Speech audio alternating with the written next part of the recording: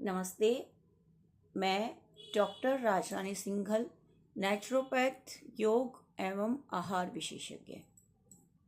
हमने एक श्रृंखला शुरू की हुई है, गीता ज्ञान गंगा, जिसमें हम यह जानने का प्रयास करते हैं कि श्रीमद् भगवद गीता, जो कि श्री कृष्ण जी द्वारा अर्जुन को दिया गया एक दिव्य ज्ञान है, में हम क्या सीख सकते हैं।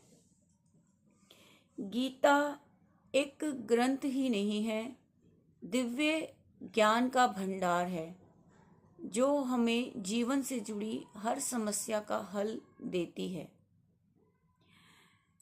भगवद गीता में जानकर जो उसमें हमें ज्ञान दिया गया है, यदि हम अपने जीवन में पालन करते हैं उन सीख का, तो हम जीवन के सभी दुखों चिंताओं से मुक्त हो सकते हैं। जीवन के सभी भय से मुक्त होकर हमारा जीवन आध्यात्मिकता की ओर अग्रसर होता है। पहले 2 अध्याय हम कर चुके हैं। इससे पहले वीडियो में हमने जाना कि पहले अध्याय में जब अर्जुन कुरुक्षेत्र की रणभूमि में अपने सगे संबंधियों, गुरुओं और मित्रों को युद्ध के लिए खड़ा देखता है, तो उसका मन करुणा और मोह से भर जाता है। वह अपने धनुष को छोड़कर रथ के पिछले हिस्से में जाकर हताश बैठ जाता है और युद्ध करने से स्पष्ट रूप से इनकार कर देता है। दूसरे अध्याय में हमने देखा कि भगवान श्री कृष्ण अर्जुन को समझाते हैं कि उसका सच्चा धर्म, उसका कर्तव्य यही आदेश देता है कि वह अन्याय के विरुद्ध खड़ा हो और युद्ध भूमि में उतरकर धर्म की रक्षा करे। जीवन की राह की गहरी बात समझ में आती है हमें गीता में।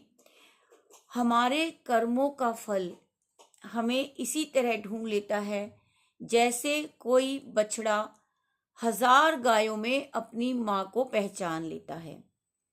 यह प्रकृति का अटल नियम है कि हम हर क्षण कोई ना कोई काम कर रहे होते हैं, चाहे हम सोचने का, बोलने का या कोई क्रिया।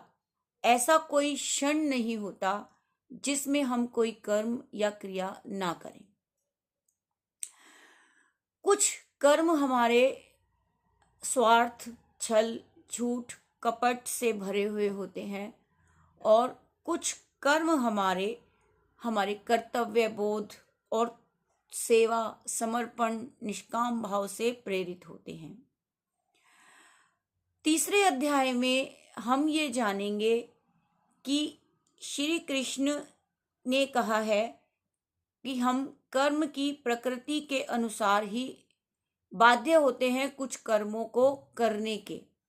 हमारी स्वाभाविक कुछ प्रकृति होती है, राजसिक, तामसिक या सात्विक, उसी हिसाब से हम कर्म करने के लिए बाध्य होते हैं।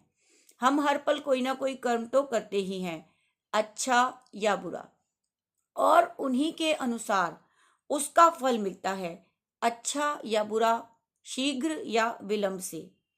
इसलिए हम न तो कर्मों से भाग सकते हैं और न कर्मों के परिणाम से बच सकते हैं। जो जैसा बोता है वैसा ही फल प्राप्त करता है। श्रीमद् भगवद गीता के तीसरे अध्याय में हम ये जानेंगे कि कौन सी 2 शक्तियां हैं जिनसे हम इस संसार में कुछ भी प्राप्त करने की सामर्थ्य रखते हैं। हम ये भी समझेंगे कि वास्तव में हम क्या हैं और अपने मन को वश में कैसे कर सकते हैं, कैसे हम हमारी बुरी आदतों से छुटकारा पा सकते हैं और हम जीवन में जो चाहे पा सकते हैं। तो हम जीवन में गीता के तीसरे चैप्टर से क्या सीखेंगे, इसके लिए चलते हैं गीता की ओर, जिसमें हम जानेंगे कि गीता के तीसरे चैप्टर में क्या लिखा है और हम क्या जान सकते हैं।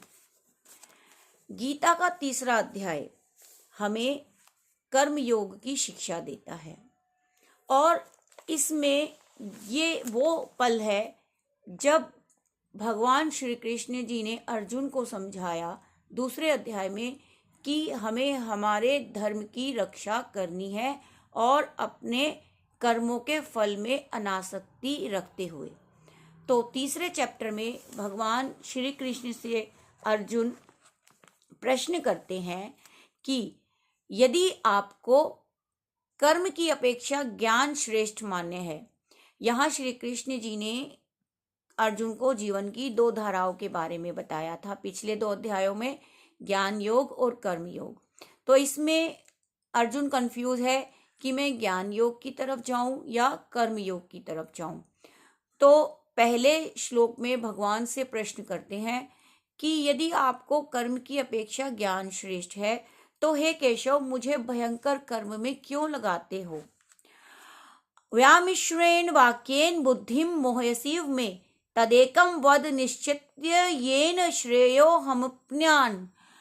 इसमें भगवान श्री कृष्ण से अर्जुन पूछ रहे हैं कि मिले हुए वचनों से मेरी बुद्धि भ्रमित हो रही है, कृपया करके एक बात कहिए जिससे मैं कल्याण को प्राप्त होऊं। तो यहाँ श्री कृष्ण अर्जुन को फिर समझाते हैं और कहते हैं कि इस लोक में मेरे द्वारा दो निष्ठाएं ज्ञान योग और कर्म योग कही गई है। ज्ञान योग की जो बात कही है वो हम सांख्य योगियों के लिए कहते हैं और कर्म योगियों के लिए कर्म योग की प्रधानता है। मनुष्य न तो कर्मों का आरंभ किए बिना निष्कर्मता को, योग निष्ठा को प्राप्त हो सकता है और न कर्मों के केवल त्याग से सांख्य निष्ठा को ही प्राप्त होता है। भगवान बताते हैं न ही कश्चित क्षणमपि जातु तिष्ठत कर्मकृत कार्यते ह्यवशः कर्म सर्वः प्रकृति जैर्गुणैः। यहाँ बताया भगवान ने कि कोई भी मनुष्य किसी भी काल में क्षण मात्र भी कर्म किए बिना नहीं रह सकता। प्रकृति जनित गुणों द्वारा परवश हुआ कर्म करने के लिए बाध्य होता ही होता है। जो व्यक्ति मूढ़ बुद्धि मनुष्य समस्त इंद्रियों को हठपूर्वक ऊपर से रोककर मन से इंद्रियों के विषय में विचरण करता है। यहाँ भगवान कहते हैं कि जो व्यक्ति नाटक करता है, जो व्यक्ति केवल यह दिखाता है कि उसने अपनी इंद्रियों पर विजय प्राप्त कर ली है और लेकिन मन से उन इंद्रियों में रमा रहता है, चिंतन करता है, उनके बारे में सोचता रहता है उन आदतों को। जैसे कि कोई व्यक्ति ये दिखाता है कि हाँ ऊपर से मैंने बुरी आदतें छोड़ दी हैं, लेकिन उसके मन में वो बुरी आदतें घूमती रहती हैं, तो उसे भगवान ने मिथ्याचारी कहा है। भगवान बताते हैं हे अर्जुन, जो पुरुष मन से इंद्रियों को वश में करके अनासक्त हुआ समस्त इंद्रियों द्वारा कर्म योग का आचरण करता है वही श्रेष्ठ है, वह नहीं जो केवल नाटक करता है।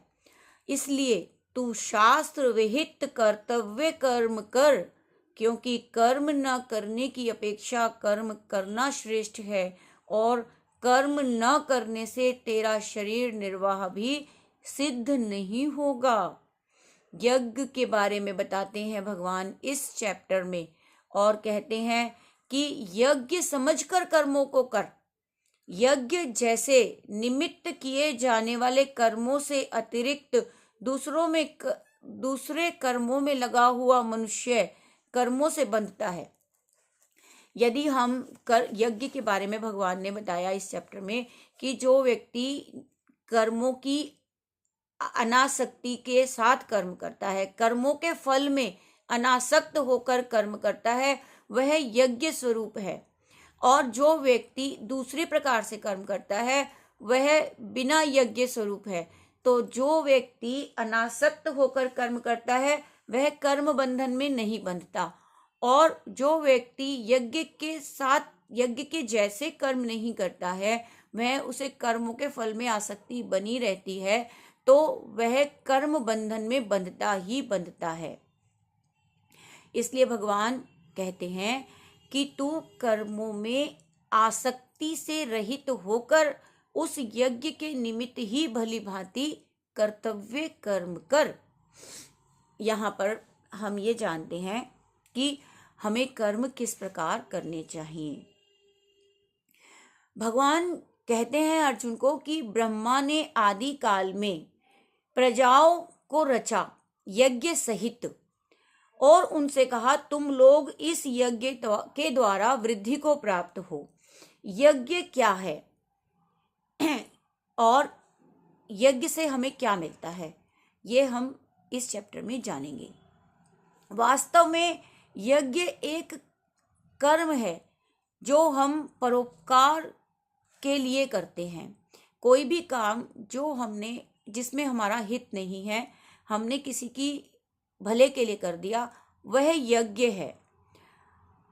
और यहाँ पर ब्रह्मा जी ने प्रजाओं को रचा यज्ञ के साथ, उनके लिए कर्मकांड यज्ञ जैसे हम बना दिया कि हवन करना है, पूजा करनी है, विधियां करनी है, तो वह भी एक यज्ञ है। उस यज्ञ से क्या होता है, इस यज्ञ के द्वारा देवताओं को हम जब उन्नत करते हैं, हम निस्वार्थ भाव से कर्म करते हैं, तो हम कल्याण को प्राप्त होते हैं। भगवान यहाँ अर्जुन को समझाते हुए कहते हैं कि जब हम यज्ञ करते हैं तो बिना मांगे ही इच्छित भोग भगवान हमें देते हैं। देवताओं के निश्चय निमित्त हमने यज्ञ किया। देवताओं द्वारा दिए हुए भोगों को जो पुरुष उनको बिना दिए स्वयं भोगता है वह चोर है। इसलिए हमें कुछ ना कुछ अपने नेक कमाई में से भगवान के निमित्त या किसी जरूरतमंद व्यक्ति के लिए कुछ ना कुछ दान पुण्य अवश्य करना चाहिए। यहाँ भगवान कहते हैं कि संपूर्ण प्राणी अन्न से उत्पन्न होते हैं।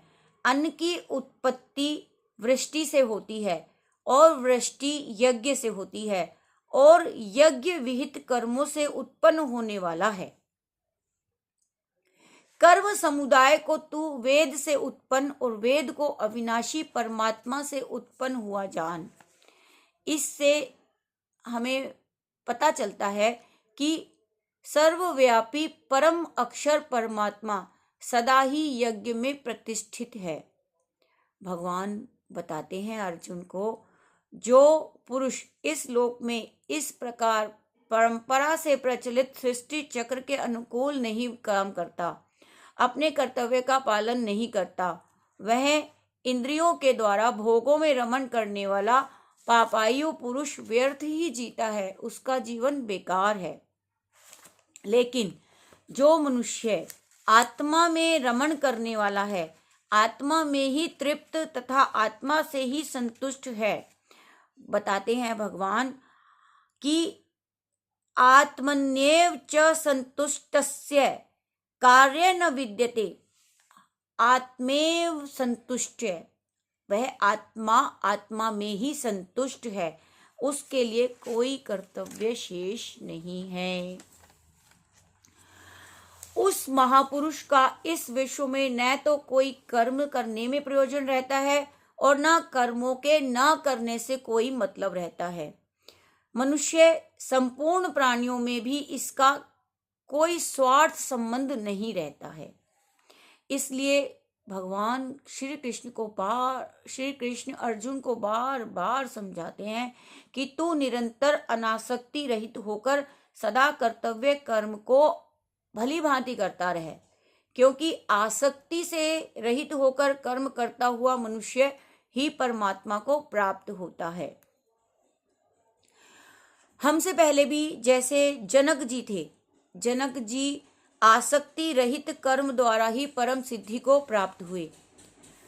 तू कर्म करने के ही योग्य है तथा तुझे कर्म करना ही उचित है। अब बताते हैं कि श्रेष्ठ पुरुष जैसे जनक जी थे, उन्होंने कोई काम किया तो वो एक एग्जाम्पल सेट करके चले गए, उसके अनुसार ही अब आगे की पीढ़ियां काम करती हैं। तो वो इस अध्याय में बताते हैं कि श्रेष्ठ पुरुष जो जो आचरण करता है, अन्य पुरुष भी वैसा वैसा आचरण करते हैं। अब वो अपना उदाहरण देते हैं। वो कहते हैं, अर्जुन, मुझे इन 3 लोकों में न तो कोई कर्तव्य है और न ही कोई ऐसी वस्तु है जो मुझे अप्राप्य है, तो भी मैं कर्म में बरतता हूँ। क्योंकि हे पार्थ, यदि कदाचित मैं सावधान होकर कर्मों में न बरतूं तो बहुत बड़ी हानि हो जाएगी, क्योंकि मनुष्य सब प्रकार से मेरे ही मार्ग का अनुसरण करते हैं, और यदि मैं कर्म न करूं तो ये मनुष्य नष्ट भ्रष्ट हो जाएंगे। मैं संकर्ता का करने वाला हूं तथा इस समस्त प्रजा को नष्ट करने वाला बनूं, ऐसा मैं नहीं चाहता। हे भारत, बहुत से नामों से पुकारते हैं श्री कृष्ण अर्जुन को। इस ग्रंथ में कहते हैं, हे भारत, कर्म में आसक्त हुए अज्ञानी जन जिस प्रकार कर्म करते हैं, आसक्ति रहित विद्वान भी लोक संग्रह करना चाहता हुआ उसी प्रकार कर्म करे तो परमात्मा के स्वरूप में अटल स्थित हुए ज्ञानी पुरुष का उसमें कोई अंतर नहीं रह जाएगा।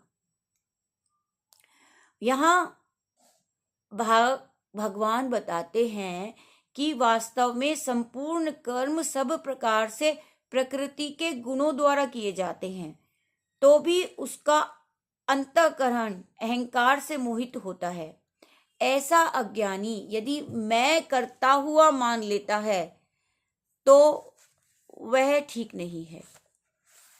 हम अगर कोई अच्छा काम कर रहे हैं तो उसे मैं कर रहा हूं ये नहीं मानना है। ये हमारे पुराने जीवन जन्म के कर्मों के अनुसार ही हमारी स्वाभाविक प्रकृति है जो हमसे करवा रही है। प्रकृति के गुणों से मोहित हुए मनुष्य गुणों में और कर्मों में आसक्त रहते हैं। वह ऐसे कर्म करते हैं जो उनसे उनकी प्रकृति कराती है। यहाँ भगवान बताते हैं, जो कोई मनुष्य दोष दृष्टि से रहित होकर श्रद्धा युक्त होकर मेरे इस मत का अनुसरण करते हैं, वे संपूर्ण कर्मों से छूट जाते हैं। परंतु जो मनुष्य मुझ में दोषारोपण करते हुए मेरे इस मत के अनुसार नहीं चलते, वो मोहित हुए और नष्ट हुए ही समझ। मतलब भगवान के ऊपर थोप देते हैं। कुछ गलत हुआ तो भगवान तूने ये क्या किया, और अच्छा हुआ तो अहंकार करते हैं, मैंने किया ये अच्छा काम। लेकिन ऐसा नहीं है। सभी प्राणी प्रकृति को प्राप्त होते हैं, अर्थात अपने स्वभाव के परवश हुए कर्म करते हैं। ज्ञानवान भी अपनी प्रकृति के अनुसार चेष्टा करता है, और फिर इसमें किसी का हट ही क्या। अब भगवान इस चैप्टर में बताते हैं कि इंद्रिय के अर्थ में अर्थात इंद्रिय के विषय में राग और द्वेष छिपे हुए स्थित हैं।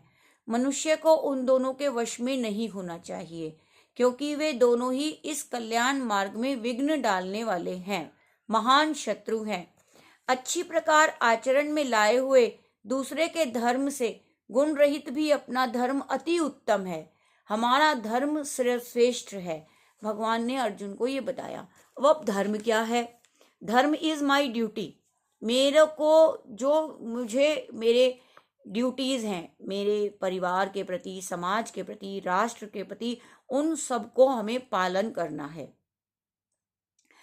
फिर यहाँ अर्जुन कृष्ण से प्रश्न करते हैं कि भगवान, यह मनुष्य स्वयं ना चाहता हुआ जबरदस्ती प्रेरित होकर पाप का आचरण करता है, पुण्य का आचरण करता है, तो वो कैसे? फिर भगवान बोलते हैं कि रजोगुण से उत्पन्न हुआ यह काम ही क्रोध है और ये बहुत बड़ा शत्रु है हमारा, और भोगों से कभी ना अघाने वाला और बड़ा पापी है। इसको तू अपना दुश्मन समझ। जिस प्रकार धुएं से अग्नि और मैल से दर्पण ढक जाता है, इसी प्रकार जेर से गर्भ ढका रहता है, वैसे ही उस काम के द्वारा ज्ञान ढका रहता है। और हे अर्जुन, इस अग्नि के समान कभी न पूर्ण होने वाला काम रूप ज्ञानियों के नित्य वैरी के द्वारा मनुष्य का ज्ञान ढका हुआ है। इंद्रियां, मन और बुद्धि ये सब इसके वास स्थान कहे जाते हैं। यह काम इन मन, बुद्धि और इंद्रियों के द्वारा ही ज्ञान को ढक करके जीवात्मा को मोहित करता है। इसलिए हे अर्जुन, तू पहले अपनी इंद्रियों को वश में कर। इस ज्ञान और विज्ञान का नाश करने वाला ये काम ही है और इस काम को हमें बलपूर्वक मारना है। इंद्रियों को स्थूल शरीर से यानी श्रेष्ठ, बलवान और सूक्ष्म कहते हैं। इन इंद्रियों से परे मन है। भगवान ने बताया कि स्थूल शरीर सबसे स्ट्रांग देखने में आता है, लेकिन इनसे भी ज़्यादा स्ट्रांग है हमारी इंद्रियां, इनसे भी ज़्यादा स्ट्रांग है हमारा मन, मन से भी ज़्यादा स्ट्रांग है हमारी बुद्धि, और बुद्धि से भी ज़्यादा परे है हमारी आत्मा। आत्मा यानी परमात्मा का अंश। इस प्रकार बुद्धि से परे अर्थात सूक्ष्म, बलवान और अत्यंत श्रेष्ठ आत्मा को जान ले, उसको जान पहचान कि वह क्या है। और इस अध्याय में हम यही जान रहे हैं कि वास्तव में हम क्या हैं, हमारा जीवन क्या है, हम इसको कैसे पार लगा सकते हैं। भगवान ने इस चैप्टर में यही बात बताई है। श्री कृष्ण जी ने हमें ये समझाने की कोशिश की है कि हम कैसे जीवन जिएं। हमें बताया कि अर्जुन को बताया, जिससे हम जान रहे हैं कि तू अत्यंत श्रेष्ठ आत्मा को जानकर और बुद्धि के द्वारा मन को वश में करके तू इस काम रूपी दुर्जय शत्रु को मार डाल। हम काम को कैसे मार सकते हैं, ये भगवान ने हमें बताया है। भगवान ने इस चैप्टर में हमने शॉर्ट में क्या सारांश जाने तो क्या सीखा कि इस चैप्टर में अर्जुन को समझा रहे हैं कोई भी व्यक्ति कर्म किए बिना नहीं रह सकता। अपनी स्वाभाविक प्रकृति के गुणों से बंधे हुए हम सदैव किसी न किसी काम में लिप्त रहते हैं। कर्म न करने की अपेक्षा कर्म करना श्रेष्ठ है। इस अध्याय में हम जानते हैं कि निष्काम कर्म और निस्वार्थ सेवा के माध्यम से आध्यात्मिक शुद्धि और आत्म साक्षात्कार मिलता है। हमें आत्म साक्षात्कार का मतलब ये होता है कि हम स्वयं में स्वयं को जानते हैं कि हम क्या हैं और भगवान और हम में क्या समानता है, क्या अंतर है।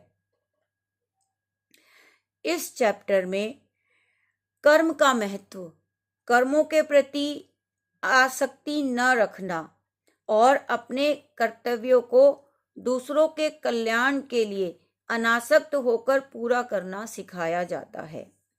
यह सिखाता है कि कर्म करना अनिवार्य है, निष्क्रियता से बचना चाहिए।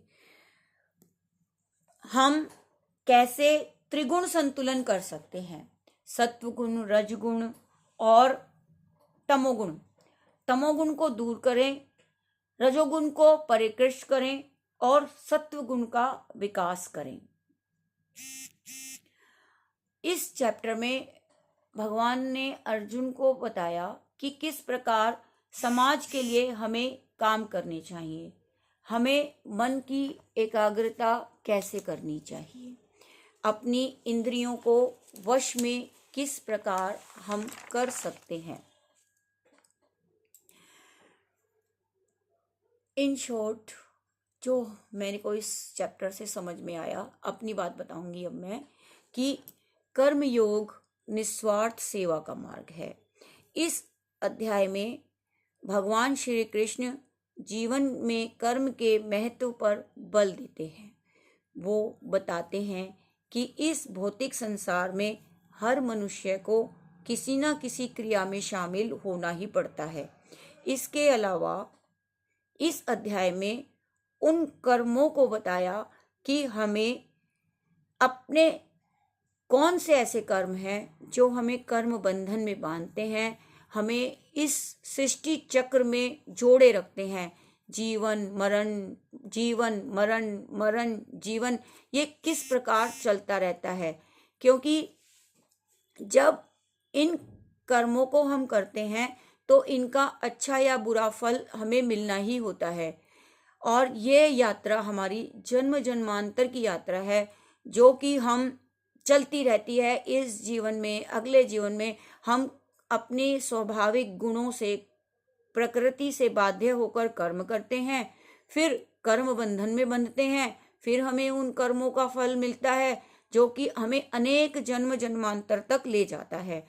लेकिन इस चक्र से हम कैसे मुक्त हो सकते हैं, इसको हमने इस चैप्टर में जाना कि जो कर्म हम फल की इच्छा के बिना भगवान के प्रति समर्पित होकर करते हैं, उनसे हमें मुक्ति प्राप्त होती है।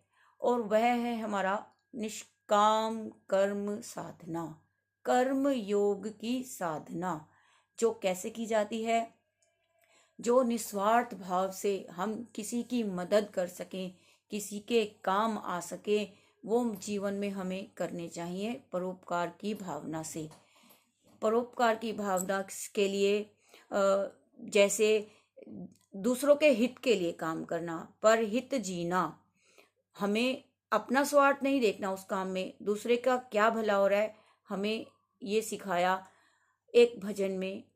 औरों के हित जो जीता है, औरों के हित जो मरता है, प्रत्येक कर्म ही गीता है, प्रत्येक कर्म ही जीता है। इस भजन में हम ये सीखते हैं कि हमें दूसरों के निमित्त कर्म करने चाहिए, अपना स्वार्थ छोड़कर। तो इस चैप्टर में आज इतना ही।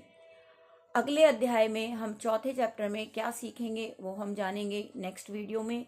इस वीडियो में यदि इस चैप्टर में मुझसे सीखने में, समझने में या बताने में कोई कमी रह गई हो तो वो मेरी त्रुटि है, आप लोग मुझे क्षमा कीजिएगा। अगले वीडियो में हम फिर मिलेंगे नई जानकारी के साथ। आपका बहुत बहुत धन्यवाद। वीडियो को लाइक कीजिए, शेयर कीजिए, सब्सक्राइब कीजिए।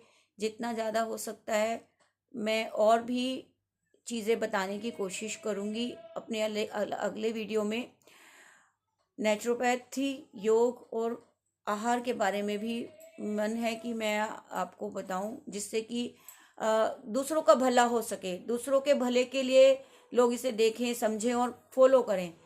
ये मेरा एक कर्म योग का माध्यम रहेगा। मैं डॉक्टर राजरानी सिंघल। किसी को कोई भी बात समझनी है, जाननी है, निःशुल्क मुझसे संपर्क कर सकते हैं।